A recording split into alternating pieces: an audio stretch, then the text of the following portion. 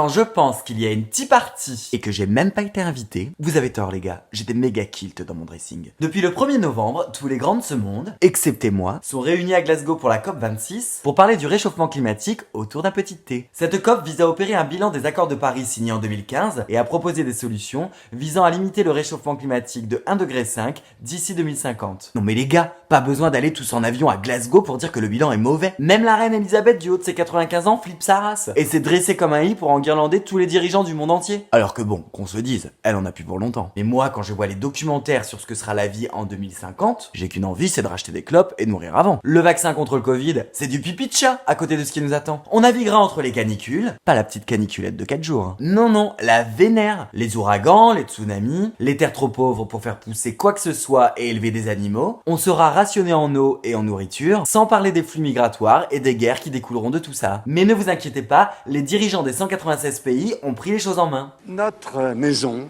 brûle. Et nous regardons ailleurs.